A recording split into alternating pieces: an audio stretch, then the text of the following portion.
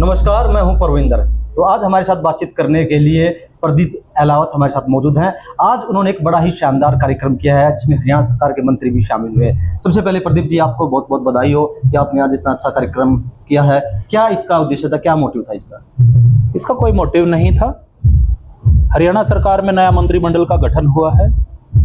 विशंबर वाल्मीकि जी हमारे बड़े भाई हैं, मेरे बहुत पुराने मित्र हैं, और उससे ज़्यादा वो हमारे बम्बेवा गांव है जो डीगल से ही गया हुआ हमारा गांव है, वहाँ के हमारे बटे हुए हैं। तो उनकी शादी यहाँ हो रखी है। तो भाई मंत्री बनने के बाद हम उनसे ये था भी रिश्तेदार, मंत्री बनने के बाद आपका गांव में स्वागत करेंगे। तो आज उनका स्वागत कार्यक्रम है बम्बेवा में भी और डीगल में भी। एक चुनावी माहौल है। अगर हम बात करें रोहतक सीट की, तो इसको लेकर आप लोगों ने क्या रूपरेखा तैयार की है कि एक बार फिर से इस सीट पर कब्जा जमाया जाए? भारतीय जनता पार्टी पूरे 5 साल चुनावी मोड में रहती है। हम कब्जा जमाने की बात नहीं है, हम लोगों के दिल जीतने की बात करते हैं। और भारतीय जनता पार्टी ने पूरे हरियाणा का दिल 2019 में ही जीत लिया था, 2014 में ही जीत लिया था। 2019 में हमने 10 की 10 सीटें जीत ली थी। और जो कांग्रेस का अभेदगढ़ कहा जाता है, रोहतक जिसे ये मानते हैं कांग्रेस वाले, वो हमने 2019 में ही लोगों का दिल यहाँ पे जीत लिया था और चुनाव जीते थे। अब तो सिर्फ मार्जिन की लड़ाई है, हम उस मार्जिन को और बढ़ाने के लिए काम कर रहे हैं। एक आपके जो उम्मीदवार है उनका लगातार विरोध हो रहा है। बात करें अरविंद शर्मा की, बात करें मोहनलाल बड़ोली की, बात करें या धर्मवीर की बात करें, तो लगातार लोग उनका विरोध कर रहे हैं। तो क्या यह मान लें कि लोगों में नाराजगी है? देखो, ऐसा है, जो भी व्यक्ति चुनाव लड़ता है, मैं विपक्षियों की बात कर रहा हूं, जो भी हमारे खिलाफ चुनाव लड़ते हैं, व्यक्ति सबके पास है, सबके पास सपोर्टर्स है। और इस देश में कोई भी किसी का भी विरोध करा सकता है। विरोध करने के लिए कितने आदमी चाहिए? 10, 20, 30 आदमी, 50 आदमी, आप किसी का विरोध करा लो। यह बात संस्कार की है। यह भारतीय जनता पार्टी के संस्कार में नहीं है कि चुनावी लोकतंत्र में कोई वोट मांगने जा रहा है तो उसका विरोध कराया जाए या उसको काले झंडे दिखाया जाए। यह हमारे विरोधियों की, विपक्षियों के संस्कार में है कि हम चुनावी मोड में लोगों का दिल नहीं जीत सकते, उनको डरा सकते हैं। यह उनको भ्रम है। वो अपना कार्य कर रहे हैं, हम अपना काम कर रहे हैं। एक हरियाणा के संदर्भ में अगर हम देखें तो जिन लोगों को पहले आप कहते थे कि ये लोग घोटालेबाज है, और कांग्रेस पार्टी भी लगातार सोशल मीडिया पर उनके पोस्टर बैनर वायरल कर रही है। बात करें हम जिंदल की बात करें, अशोक तंवर की बात करें, खासकर जिंदल की बात करते हैं, तो आप लोग ये कहते थे कि उन्होंने करोड़ों रुपए घोटाले किए हैं। लेकिन अब ऐसा क्या हो गया कि आपकी पार्टी में आते ही आपने टिकट भी दी उन्हें और अब सारे दाग हट गए हैं उनके ऊपर से? ऐसा नहीं है। ना तो पहले कोई ये बात थी कि हम किसी व्यक्ति विशेष को चिन्हित करके कि वो घोटालेबाज है। किसी ने कोई गलत किया तो उसकी जांच वहां भी जारी थी, यहां भी जारी रहेगी। चुनाव लड़ना, टिकट देना एक अलग चुनावी प्रक्रिया है। हम पूरे देश को एक परिवार मानते हैं।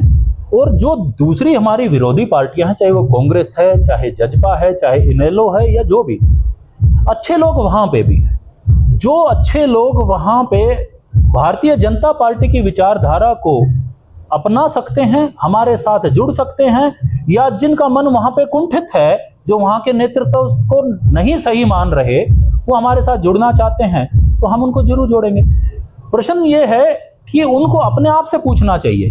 विरोधियों को हमारे ऊपर प्रश्न करने की बजाय खुद से पूछना चाहिए कि आप लोगों को छोड़ के इतने लोग क्यों जा रहे हैं दूसरी तरफ। उन्हें अपने आप को सुधारना चाहिए। एक रोहतक में एक विकास की बात उठ रही है लगातार, कि कह रहे कि रोहतक में पिछले 5 साल में सांसद ने कोई काम नहीं करवाए। कांग्रेस वाले कह रहे कि हमने तो इतने काम करा दिए, किसी ने काम नहीं कराए। और ये भी कह रहे कि उन्होंने दौरे नहीं किए। एक मुख्य वजह ये बताई जा रही है इनके विरोध की, अरविंद शर्मा की। देखो, सांसद का क्षेत्र बहुत बड़ा होता है, लेकिन फिर भी मैं दावे से कह सकता हूं कि अरविंद शर्मा जी के दौरे, जो हमारे दूसरे सांसद है, दीपेंद्र भी तो सांसद है, उनसे ज्यादा दौरे रहे हैं, उनसे ज्यादा दुख सुख में रहे हैं। जहां तक विकास की बात है, विकास तो ये जीता जागता दिख रहा है। केएमपी का निर्माण, इसकी नींव, इसका जो है शिलान्यास जो किया गया था, वो अटल जी की सरकार में किया गया था। 10 साल कांग्रेस की सरकार रही और उस वक्त पूरा वैश्विक स्तर पर पूरे बाजार में तेजी थी, जमीनों के भाव बढ़े थे, इंडस्ट्री बढ़ी थी। उसके बाद भी कांग्रेस ने 10 साल के अपने कार्यकाल में केएमपी पूरा नहीं कराया। अगर वो उस वक्त पूरा हो गया होता तो विकास की जो ये नदी है, ये इस क्षेत्र को अपार करके पूरे हरियाणा को पार कर चुके होते। केएमपी हमने पूरा कराया। अब 152D आप चंडीगढ़ जब इधर से जाते हैं, महेंद्रगढ़ नारनौल की अगर आप बात करें, वो भी यहाँ रोहतक लोकसभा से होके गुजरता है। जम्मू कटड़ा हाईवे जो है वो भी रोहतक लोकसभा से होके गुजरता है। कौन से ऐसे काम हैं जो हमारी पार्टी ने, हमारे सांसद ने, सब लोगों ने मिलके नहीं कराए हैं? अलग अलग ट्रेन्स की जहां पे बात करें, हम लगातार काम कर रहे हैं, इसीलिए लोग हमें वोट दे रहे हैं। 3 मुद्दे ऐसे हैं जिन पर सरकारें बनती हैं और सरकारें गिरती हैं, महंगाई, रोजगार और किसान का मुद्दा। जी, तो यहाँ पर सवाल उठ रहे कि आप लोग महंगाई को कंट्रोल नहीं कर पाए, रोजगार नहीं दे पाए, किसान नाराज हैं। देखो, हम रोजगार जितने की पूर्व की सरकारों ने दिए उससे कई गुना ज्यादा हम रोजगार दे चुके हैं, सरकारी रोजगार। जहां तक अर्थव्यवस्था की, क्योंकि हर किसी को सरकारी रोजगार नहीं मिल सकता। हमारी जनसंख्या 3 करोड़ के लगभग हरियाणा की जनसंख्या है। आप कितने % सरकारी नौकरियां हो सकती हैं? वो सब अर्थव्यवस्था से चलता है। पहले जो देश की अर्थव्यवस्था थी उसका कहां पे नंबर था, अब 5वीं सबसे बड़ी अर्थव्यवस्था बन गई है, 3री सबसे बड़ी बनने जा रही है। आप अगर बात करें मेडिकल कॉलेजेस की, पूरे पिछले 10 साल में 319 मेडिकल कॉलेजेस भारतवर्ष में बने हैं। अगर आप उनको 10 साल से देखें तो हर साल 30 से ज्यादा मेडिकल कॉलेजेस बने हैं। 30 से ज्यादा मेडिकल कॉलेजेस, हर 12 दिन में एक मेडिकल कॉलेज भारतवर्ष में बन रहा है। इसी तरीके से अगर आप यूनिवर्सिटीज की बात करें, 390 से ज्यादा यूनिवर्सिटीज भारत में पिछले 10 साल में बनी है। उसको अगर आप दिनों में काउंट करें तो भाई साहब 9 दिन में एक यूनिवर्सिटी भारत में बन रही है पिछले 10 साल से। कहां पे वो रोजगार? क्या वहां पे प्रोफेसर्स नहीं चाहिए, वहां पे और स्टाफ नहीं चाहिए? ये सब विपक्ष के मुद्दे हैं जो गुमराह करने के लिए लोगों को करते हैं। जी, 102 सीटों पर चुनाव हुए हैं पहले फेज में। जी, 2014 की बात करें, हम 19 की बात करें, बड़ी लहर थी मोदी जी की और लोगों ने खूब वोटिंग की, लेकिन इस बार वोटिंग परसेंटेज काफी कम रहा है। तो अनुमान ये लगाया जा रहा है कि क्या लोगों में अब की बार मोदी का रुझान नहीं है? और कहते ये भी हैं जो राजनीति के जानकार हैं कि जब वोटिंग कम होती है तो उसका फायदा कांग्रेस पार्टी को मिलता है। ऐसा कोई नहीं है। वोटिंग ऊपर नीचे होती रहती है।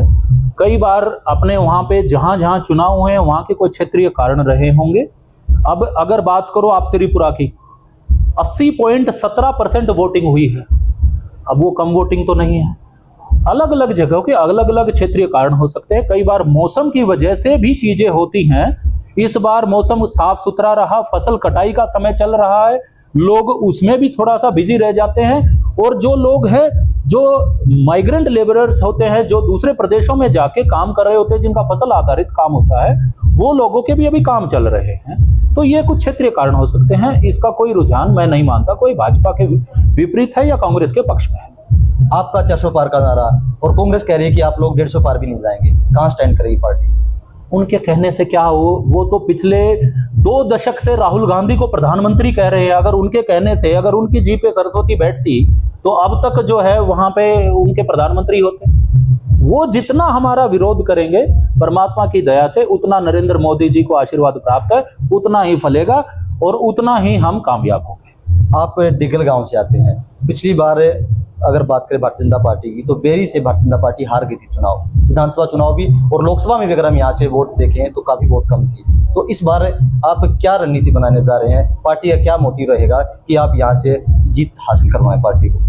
मैं एक बात कहना चाहता हूं आपके सभी दर्शकों को भी कि सबसे ताकतवर चीज इस दुनिया में अगर कोई है तो वो विचार है जिसका समय आ गया है। भारतीय जनता पार्टी का जो विचार है, इसका समय आ चुका है। यह पहले वो पार्टी जो 2 सीटों से चली थी, उसने पूर्ण बहुमत की सरकार बनाई। उससे पहले अटल जी की सरकार कभी 13 दिन, कभी 13 महीने, फिर पूरी सरकार चली। अब मोदी जी के नेतृत्व में पहली बार 10 साल भारतीय जनता पार्टी ने काम किया है। हरियाणा की अगर बात करें तो कोई मजाक करते थे कि भारतीय जनता पार्टी की कब सरकार बनेगी। तो 2014 में हमने पूर्ण बहुमत की सरकार बनाई, 2019 में फिर हमने सरकार बनाई। पिछली बार हमने लोकसभा स्तर पे वो विचार फैल चुका था, हमने 10 की 10 सीटें जीती, और इस बार वो विचार विधानसभा स्तर पे आ गया है। जो विधानसभा रह गई थी, बेरी जैसी जो ग्रामीण क्षेत्र की विधानसभाएं हैं, इस बार मैं ये कह रहा हूं कि इस बार बेरी भी जीतेंगे, डीगल भी जीतेंगे और रोहतक लोकसभा के साथ साथ दोबारा से 10 की 10 सीटों पर कमल खिला के मोदी जी को प्रधानमंत्री बनाएंगे। तो सुना आपने, ये प्रदीप हैं, भारतीय जनता पार्टी के प्रदेश प्रवक्ता हैं, जिनका साफ तौर से यही कहना है कि इस बार वो है हरियाणा की 10 सीटों पर एक बार फिर से कमल खिलाएंगे।